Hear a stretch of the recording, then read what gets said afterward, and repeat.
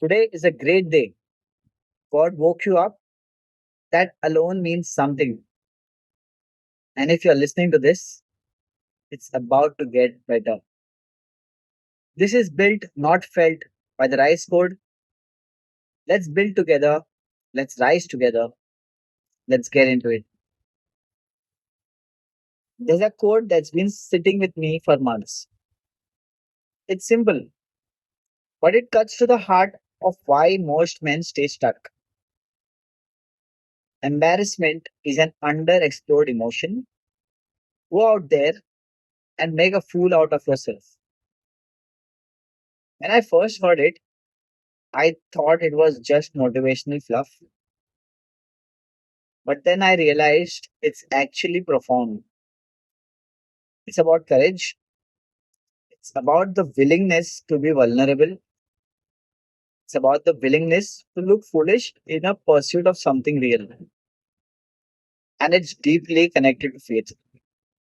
Let me explain. Most men are paralyzed by one thing, the fear of looking foolish. Think about it.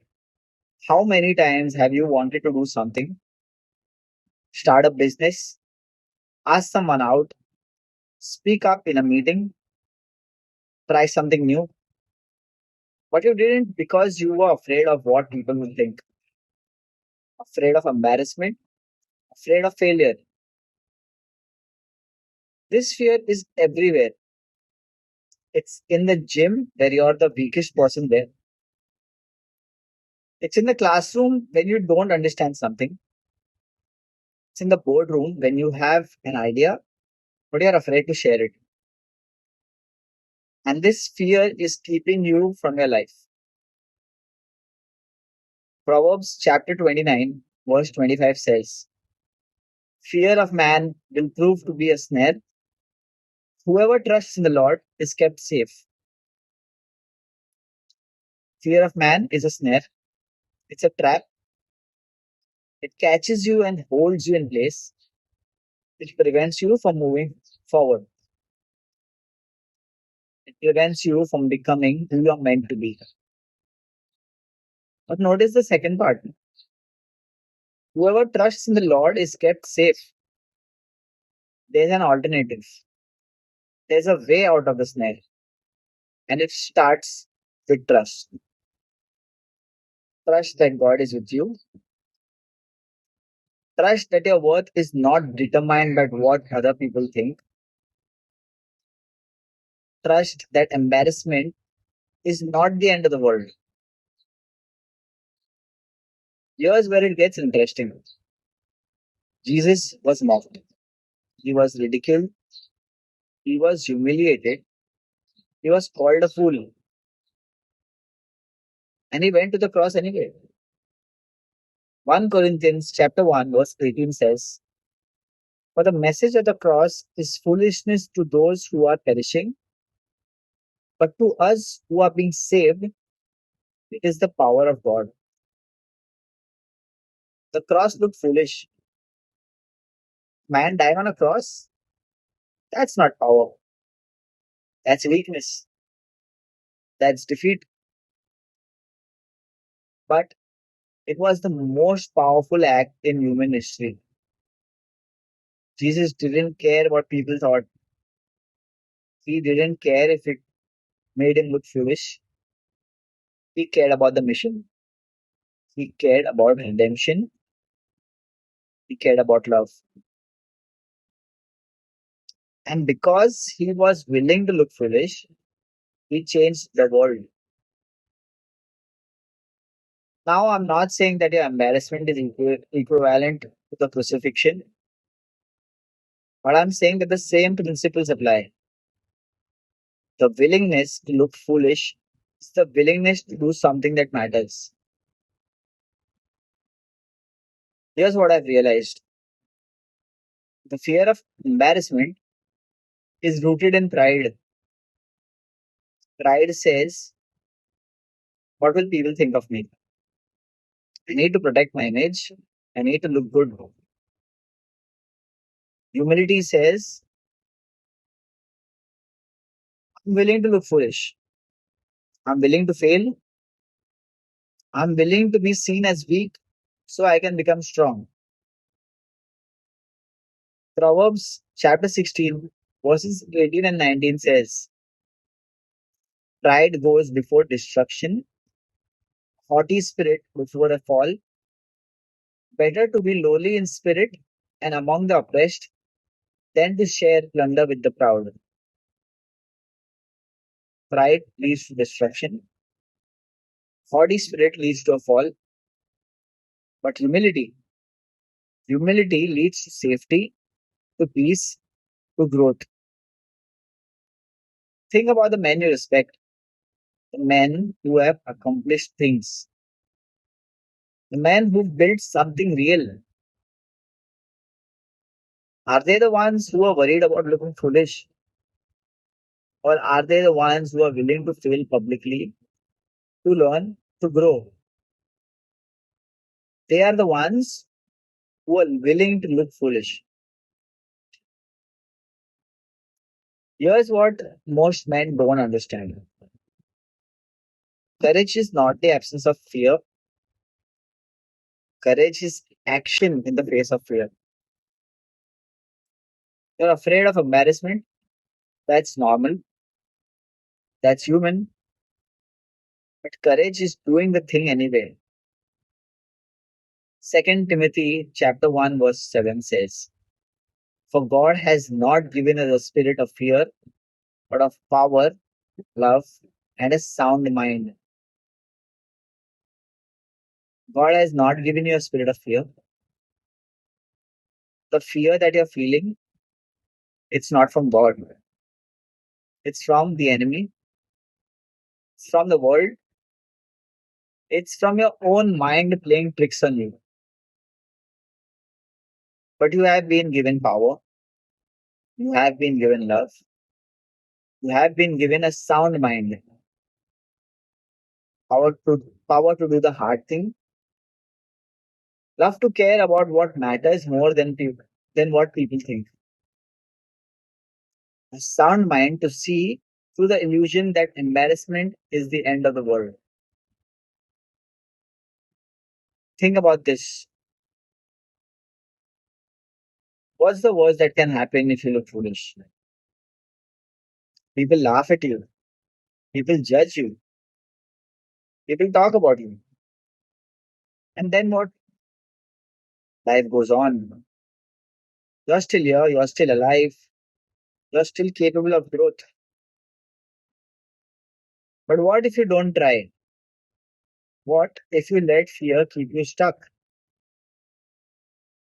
Then you never grow. You never become who you're meant to be. You never build what you're called to build. Here's the paradox. The moment you stop caring about looking foolish, you become powerful. Why? Because you're no longer controlled by other people's opinions. You're no longer negotiating with yourself. You're no longer holding back. You're free. John chapter 8, verse 32 says, then you will know the truth, and the truth will set you free. The truth is that you are not as weak as you think. The truth is that embarrassment is not the end of the world. The truth is that people whose opinions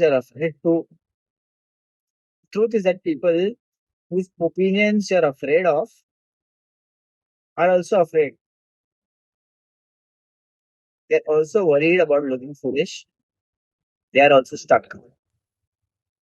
And when you realize that, you're free. You're free to try. You're free to fail. You're free to grow. The strongest men I know are not the ones who never look foolish. They're the ones who have looked foolish so many times that they stopped caring. They failed so publicly that they realized that failure is just feedback.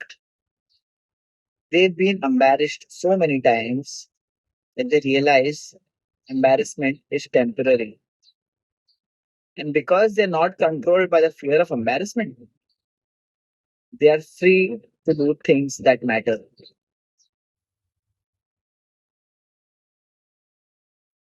Here's the thing, courage is not something you have or you don't have. Courage is something you practice.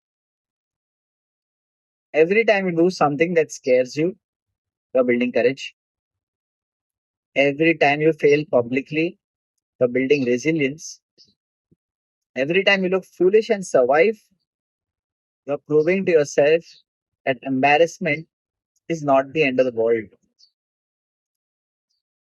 Hebrews chapter 10, verses 35 and 36 says, so do not throw away your confidence, it will be richly rewarded. You need to persevere so that when you have done the will of God, you will receive what He has promised. Don't throw away your confidence. Keep going, persevere, do the hard thing, look foolish, fail publicly, and keep going anyway. Because on the other side of embarrassment is growth, on the other side of failure is wisdom. On the other side of looking foolish is becoming powerful. Think about the areas of your life where you are most confident, where you are most powerful. Isn't it the areas that you've already failed, where you've already looked foolish, where you've already been embarrassed? That's not a coincidence. That's the path to mastery. Failure, embarrassment, learning, growth, mastery. So here's my challenge to you. Go make a fool out of yourself. I'm serious. Do something that scares you, something where you might look foolish, something where you might fail. Start a business, ask someone out, speak up in a meeting, try something new, go to the gym even though you're weak, write something and share it, create something and put it out there. Do it knowing you might fail, knowing that people might judge you, knowing that you might look foolish, and do it anyway. Because here's what's going to happen, you're going to survive, you're going to learn, you're going to grow, and you're going to realize the fear was bigger than the reality. Proverbs chapter 28, verse 1 says, the wicked flee though no one pursues them, but the righteous are as bold as a lion. Be bold as a lion. Don't flee from embarrassment. Don't hide from failure. Don't let fear keep you stuck. Move toward the failure. Do the thing, look foolish, and become powerful. Let me tell you what's waiting for you on the other side of embarrassment. It's not what you think. It's not fame or fortune or people praising you for your courage. It's freedom. It's peace. It's the knowledge that you're not controlled by other people's opinions. It's the knowledge that you can do hard things. It's the knowledge that embarrassment is temporary, but growth is permanent. It's the knowledge that you're becoming who you're meant to be. 1 John chapter 4 verse 18 says, there is no fear in love, but perfect love drives out fear because fear has to do with punishment. The one who fears is not made perfect in love. When you're rooted in love, love for your purpose, love for your growth, love for what you're building, fear loses its power. Embarrassment loses its power. The opinions of others, lose their power, and you become free. Let me bring this back to Jesus one more time. Jesus healed the sick, he fed the hungry, he taught the poor, he challenged the powerful. He did all of this knowing that he would be mocked, knowing that he would be ridiculed, knowing that he would be humiliated. And he did it anyway. Why? Because he was rooted in something bigger than embarrassment. He was rooted in love, he was rooted in purpose, he was rooted in God. And because he was willing to look foolish, to be vulnerable, to be seen in his weakness, he became the most powerful figure in human history. That's the model. That's what courage looks like. That's what it means to be a man. And it's not just Jesus. Look around. History is full of men who are willing to look foolish, men who are mocked, men who are doubted, and because they didn't care what people thought, they changed the world. Take Cristiano Ronaldo. Down 2-0 in a Champions League tie, people said it was over. But he didn't care what people thought. He said there's one more game to go. And he scored a hat trick in that game to win it. He was willing to look foolish. He was willing to fail, but he did it anyway. Steph Curry. Everyone said his ankles were bad. Everyone said he was no good. But he didn't care. He kept shooting. He kept working. And now he's the greatest shooter of all time. And one of the greatest to grace the basketball court. And he did it rooted in Philippines 4:13. I can do all things through him who gives me strength. Rafael Nadal. Never say die. That's his philosophy. He's been down, he's been mocked, he's been counted out, but he never stopped. He never gave up. He was willing to look foolish, he was willing to fail, but he kept going. Novak Djokovic. When he was young, he said he would win more titles than Rafa and Federer. People mocked him, people laughed at him, but he didn't care. He was willing to look foolish. And now he's won more Grand Slams than anyone in history. MS Dhoni, a leader who showed the world that you can lead with calmness and conviction. He was willing to make bold decisions. He was willing to be seen as unconventional, but he didn't care what people thought. He cared about winning. And Virat Kohli. His father died during a Ranji Trophy match. People mocked him for continuing to play. They said he should have stopped, but he didn't. He kept playing. He finished the match. And if he hadn't done that, if he had let the mockery stop him, who knows how things would have turned out.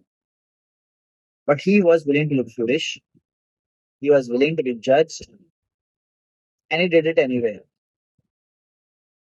These men have one thing in common. They were willing to look foolish.